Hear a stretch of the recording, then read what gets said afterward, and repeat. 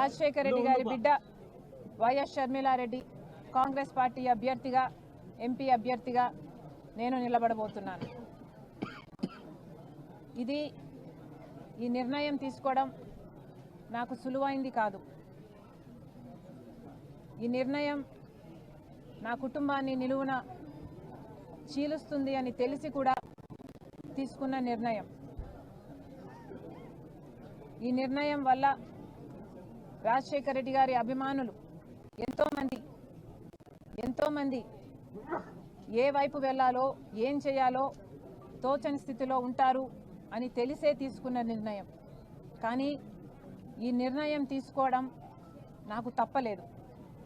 ఎందుకంటే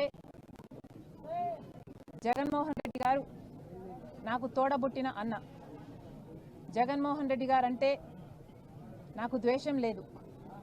జగన్మోహన్ రెడ్డి గారు నా రక్తం. కానీ ఎన్నికల వరకు ముఖ్యమంత్రి అయ్యేంత వరకు నాకు నువ్వు చెల్లివి కాదు, నాకు నువ్వు బిడ్డ అన్న జగన్మోహన్ రెడ్డి గారు ముఖ్యమంత్రి అయిన తర్వాత మారిపోయిన మనిషి. ముఖ్యమంత్రి జగన్మోహన్ రెడ్డి గారుకి నాకు పరిచయం లేదు. ముఖ్యమంత్రి జగన్మోహన్ రెడ్డి గారు నా అనుకున్న వాళ్ళందరినీ నాశనం చేశాడు. ఈరోజు ముఖ్యమంత్రి జగన్మోహన్ రెడ్డి గారు వైసీపీ పార్టీ తరపున హత్యా రాజకీయాలను ప్రోత్సహిస్తూ ఈరోజు కడపలో ఎంపీ అభ్యర్థిగా వివేకానంద రెడ్డిని హత్య చేసిన వాళ్ళకే టికెట్ ఇవ్వడం జరిగింది. ఇదే తట్టుకోలేకపోయాను. హత్య చేసిన వాళ్ళకి ఈ రోజు వరకు శిక్ష పడలేదు.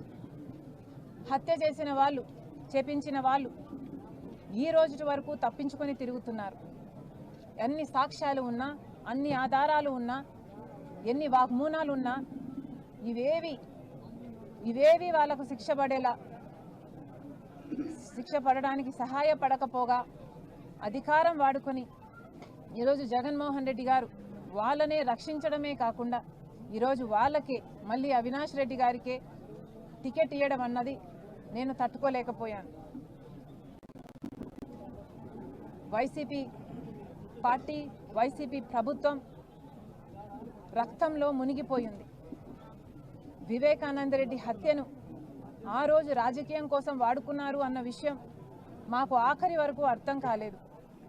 సాక్షి ఛానల్లో అంత ఘోరంగా వివేకానంద రెడ్డి హత్య జరిగితే వివేకానంద రెడ్డిది హార్ట్ అటాక్ అని మొట్టమొదటగా సాక్షి ఛానలే చెప్పింది. ఎందుకు అన్న విషయం ఆ రోజు మాకు అర్థం కాలేదు. వివేకానంద రెడ్డి హత్య విషయంలో ఎన్ని ఆధారాలు ఉన్నప్పటికీ కూడా అదే హంతకుల్ని పదే ఈ 5 సంవత్సరాలుగా వెనుకోసుకొచ్చాడు జగనన్న గారు. ఇవన్నీ ఒక ఎత్తు అయితే అసలు ఈ కడప ఎన్నికల్లో మళ్ళీ ఆయనకే టికెట్ ఇవ్వడము ఇంకొక ఎత్తు.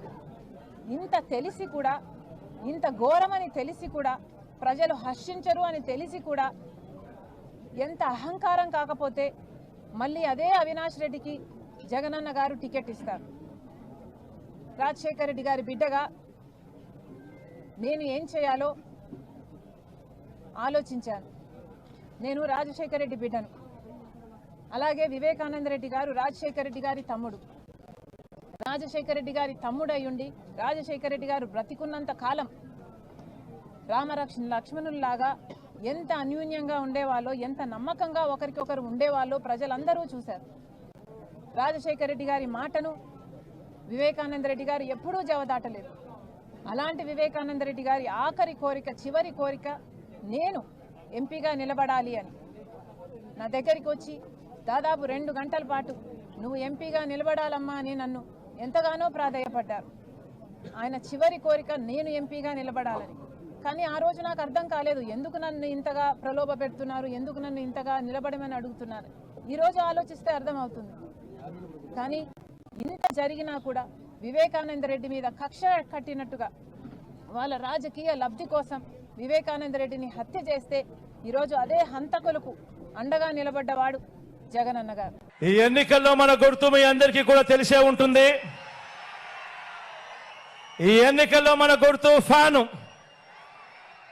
మీ అందరికీ తెలిసిన గుర్తే ఈరోజు ఈ వేదికపై ఉన్న ఎంపీగా నిలబడతా ఉన్న నా తమ్ముడు అవినాష్ రెడ్డి నా పక్కనే ఉన్నాడు. అదేవిధంగా 7 మంది ఎమ్మెల్యే అభ్యర్థులు కూడా నా పక్కనే ఇక్కడే ఉన్నారు. ఇదే ప్రొద్దుటూరు అభ్యర్థిగా నా సోదరుడు ప్రసాద్ నా పక్కనే ఉన్నాడు.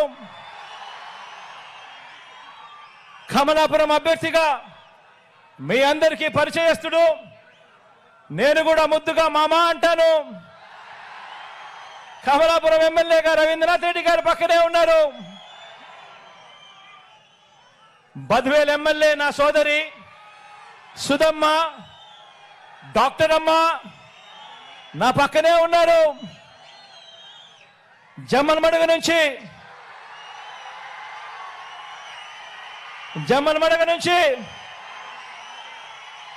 నా సోదరుడు సుధీర్ నా పక్కనే ఉన్నాడు. కడప నుంచి నా మైనారిటీ సోదరుడు, నేను ముద్దుగా నవాబ్ సాబ్ అంటాను, అహ్మద్ బాషా కూడా పక్కనే ఉన్నాడు. మీ అందరికీ పరిచయస్తుడు, మనందరికీ కూడా పితృ సమానుడు, మరీ ముఖ్యంగా నాకు పితృ సమానుడు మైదుకూరుకు రఘురామరెడ్డి అని నా పక్కనే నిలబడి ఉన్నాడు. ఇక మీ అందరికీ పరిచయస్తున్న నేను ఉన్నాను. మీ పులివెందుల అభ్యర్థిగా ఈ జిల్లా నుంచి నేను పోటీ చేస్తా ఉన్నాను.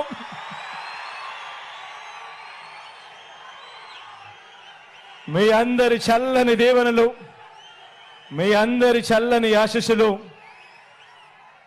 మీ బిడ్డైన నా పైన, మన అందరి ఎమ్మెల్యేలు ఎంపీ అభ్యర్థుల పైన ఉంచమని సవినయంగా ప్రార్థిస్తూ సెలవు తీసుకుంటా ఉన్నాను.